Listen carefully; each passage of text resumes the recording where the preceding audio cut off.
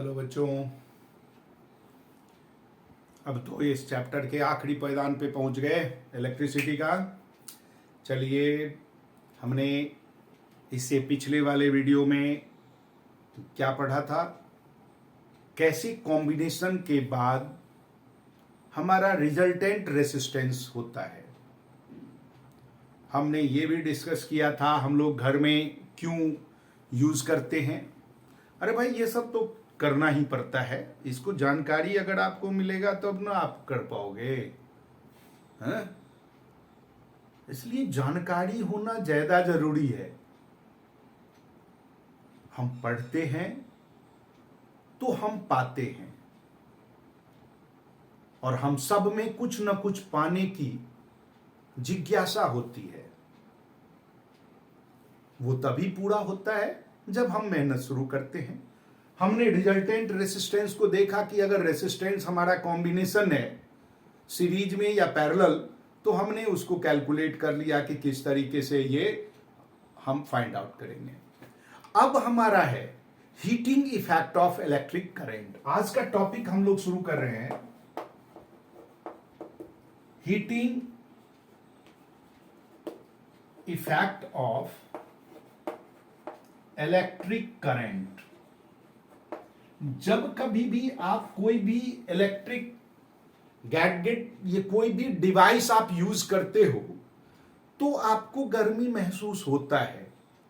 That means electric current when passes through then heat energy is produce. Electrical energy must be converted into heat energy when we use electrical energy for doing work. In other words, we can say the work done or energy supply of current in an electric circuit is called electrical energy.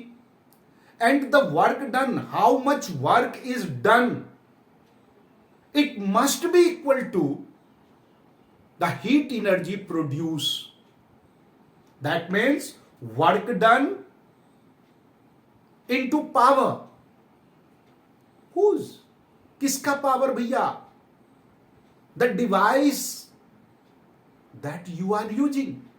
जो device आप use कर रहे हो उसको कितने देर use किया, वो कितना काम किया, उतना ही एनर्जी हमारा कंज्यूम हुआ और वो हीट एनर्जी में प्रोड्यूस हुआ।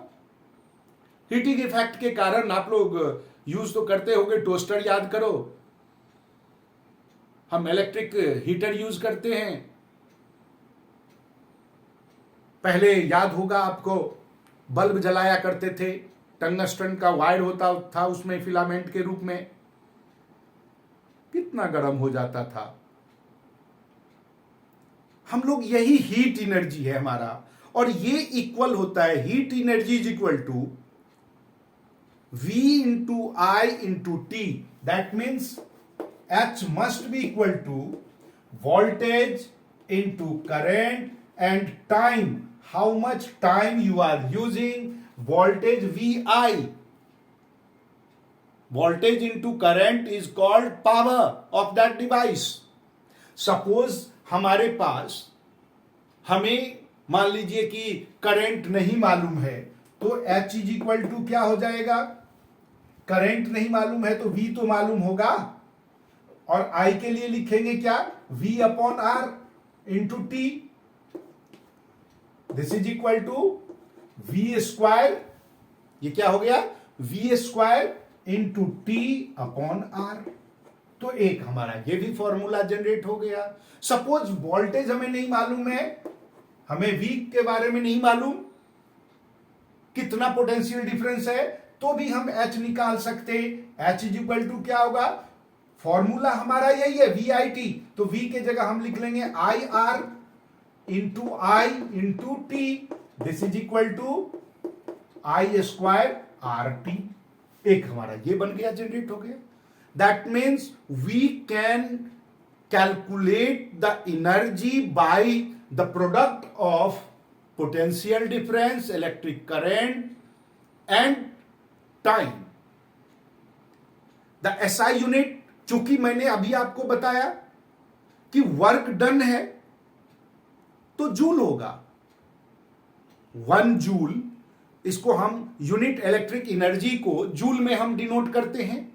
1 जूल इज इक्वल टू क्या होगा, पोटेंशियल डिफरेंस यानी 1 वोल्ट इंटू करंट यानी 1 एम्पियर इंटू टाइम यानी सेकेंड। ये इसके यूनिट का प्रोडक्ट हुआ बेटा। 1 वाट, इन दोनों के प्रोडक्ट को volt and ampere is known as watt, और इसी को हम लोग पावर कहते हैं।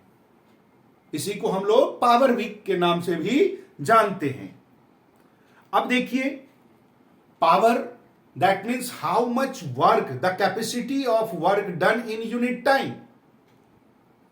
किसी भी, आपने देखा होगा जितना भी इलेक्ट्रिकल इंपल्सेस है, सॉरी इलेक्ट्रिकल हमारा डिवाइसेस है, जो भी आप बिजली से चलने वाले कोई भी, शुद्ध हिंदी में बोले तो संयंत्र, जब आप कभी भी इस संयंत्र का प्रयोग करते हैं तो उस संयंत्र पे लिखा होता है कि आपका वो संयंत्र कितने वाट खर्च कर रहा है, how much electrical energy are consume. That means that given or printed value is the power of that device. आप इलेक्ट्रिक बल्ब यूज करते हो 100 वाट का, 200 वाट का, 10 वाट का, 18 वाट का, मतलब क्या कि इस बल्ब को 18 वाट खर्च करने की एबिलिटी है। ठीक, अब आइए नेक्स्ट हमारा टॉपिक आता है Joule's law of heating. Joules law of heating, हम लोग ये जानते हैं कि heat energy is directly proportional. Heat जो है ना वो डायरेक्टली प्रोपोर्शनल होता है किसका, करंट के स्क्वायर का। The heat produce in resistance is directly proportional. सबसे पहला कि करंट के स्क्वायर का, H is directly proportional to I square, और दूसरा H is also directly proportional to resistance, और तीसरा H is also directly proportional to time, how many time we are consuming. Combine these 3 factors, तीनों factor से अगर हम लोग बात करें तो ये क्या बन जाएगा, H is directly proportional to I square R T.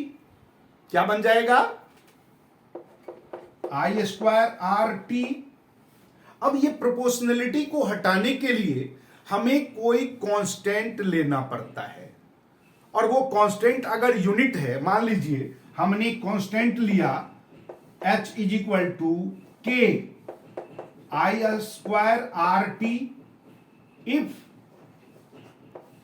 K is unit, अगर K हमारा यूनिट है, इकाई है, तो H हमारा क्या हो जाएगा, I स्क्वायर आर टी। ये हमारा कहलाता है जूल्स लॉ ऑफ हीटिंग।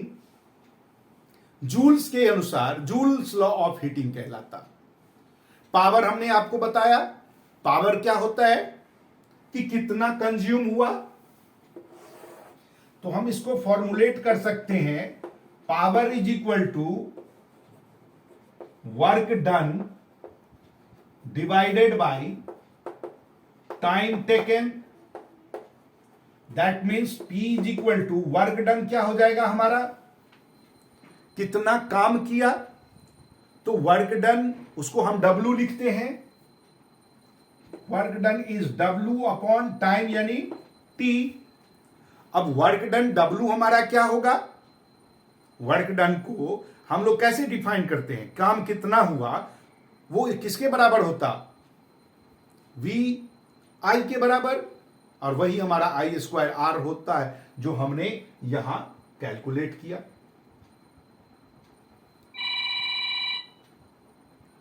अब देखिए, अगर हम लोग बात करते हैं तो यूनिट ऑफ इलेक्ट्रिक पावर का एसआई यूनिट जो होता है इलेक्ट्रिक पावर का, वो हमारा वाट होता है। क्या होता है? Watt. Unit of electric power is watt.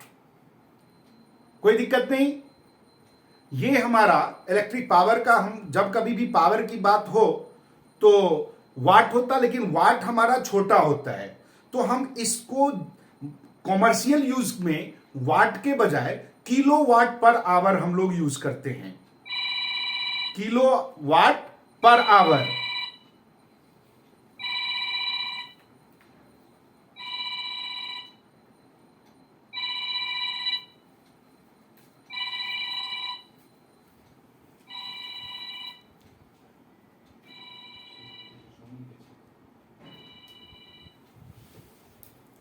Sorry, थोड़ा सा वो फोन बज रहा था, तो अब मजाक नहीं उड़ाना कि वीडियो बनाते हुए छोड़ के भाग गए हैं। कई बार बच्चे मजाक बना लेते हैं ना भाई, बीच बीच में आ जाता है किसी का फोन। चलो सॉरी, आगे हम लोग बात करते हैं unit of electric power. Electric power की यूनिट क्या होगी? कोई भी इलेक्ट्रिक पावर की जो यूनिट होती है वो वाट, और वाट को हम स्मॉल स्केल में लिखते हैं, लेकिन कॉमर्शियल यूज के लिए हम लोग kilo watt per hour use करते हैं। Kilo watt per hour. और ये हमारा इसी को हम लोग 1 यूनिट मान कहते हैं। जो आपके बिल आता है 1 यूनिट, और ये किसके बराबर होता है? 1 kilo watt per unit is equal to क्या होता है? 100, आपका वो 1000 वाट। और 1000 वाट को हम जब जूल में कन्वर्ट करें तो 1 यूनिट यानी कि 1 kWh इज इक्वल टू होता है, जब हम इसको कैलकुलेट करें तो ये 3.6 into 10 raise to the power 6, 3.6 into 10 raise to the power 6 joule के बराबर होता है। यही हमारा यूनिट यूज होता है जब हम लोग इलेक्ट्रिक कॉमर्शियल यूज के लिए यूज करते हैं। तो इसमें अब ये कैलकुलेट करने के लिए आपको मेथड जो है ना, इलेक्ट्रिकल एनर्जी का कंज्यूम कितना होगा, तो हम यही निकालेंगे। यही मेथड होगा। 1 यूनिट कितना है उसको हम फाइंड आउट करेंगे, कितनी देर तक हमारा इलेक्ट्रिकल इंपल्सेज, इलेक्ट्रिकल डिवाइस, बार बार इंपल्सेज आ जाता है, सॉरी, इलेक्ट्रिकल डिवाइस हमारा कितना यूज हुआ, कितने देर तक हमने उसको यूज किया, उस डिवाइस का पावर क्या है, दोनों को मल्टीप्लाई कर देंगे, आंसर हो जाएगा। पावर निकालना होगा, हमें वोल्टेज मालूम होगा, करंट मालूम होगा, मल्टीप्लाई कर देंगे, पावर मिल जाएगा। तो ये चैप्टर में सारे टॉपिक्स खत्म है। इसके बाद हमें, अच्छा हाँ, एक चीज और, हम इसमें यूज जो करते, आपने हीटिंग इफेक्ट के बेस पे ही हम लोग सेफ्टी डिवाइस यूज करते हैं। और वो सेफ्टी डिवाइस क्या है, जिसको हम हर एक घर में यूज होता है, फ्यूज बोलते हैं। ये फ्यूज को सेफ्टी डिवाइस क्यों कहते हैं? क्योंकि इसमें जो वायर होता उसकी कैपेसिटी लिमिट होती है। जो ही हमें शॉर्ट सर्किट हुआ या ओवरलोडिंग हुआ तो करंट ज्यादा पास होगा, कंजम्पशन ज्यादा बढ़ेगा, करंट ज्यादा पास होगा। फ्यूज का वायर उतनी कैपेसिटी है नहीं, फ्यूज का वायर गर्म होके जल जाएगा, कनेक्टिविटी खत्म हो जाएगी, और जब सर्किट टूट गया तो हमें कोई नुकसान नहीं होगा, हमारे डिवाइस सुरक्षित होंगे, आग लगने से बचेगा। इसलिए फ्यूज को हम लोग सेफ्टी डिवाइस के नाम से जानते हैं। अब आप लोग एक काम कीजिएगा, और सबसे पहला काम यह कीजिएगा कि उसको सब्सक्राइब कीजिएगा भाई। सब्सक्राइब करेंगे, नोटिफिकेशन आएगा तब ना मज़ा भी आएगा और आपको बताने में भी। ये तो पहला काम हो गया, जरूरी काम नहीं किया तो अभी सब्सक्राइब कर दीजिए। दूसरा काम कि आप न्यूमेरिकल्स इसके सॉल्व कीजिएगा, जो नहीं आए कमेंट बॉक्स में डालिएगा, उसको हम अगले वीडियो में सॉल्व करके भेज देंगे। अगले वीडियो में हम कुछ न्यूमेरिकल्स, आपका जो कमेंट आएगा वो तो करेंगे ही करेंगे, और कुछ और न्यूमेरिकल्स इसका सॉल्व करके आगे डालेंगे, क्योंकि एप्लीकेशन तो वही है। और इसके लिए सारे आपको वीडियो मिले, इसके लिए सब्सक्राइब करना है। तब तक बाय।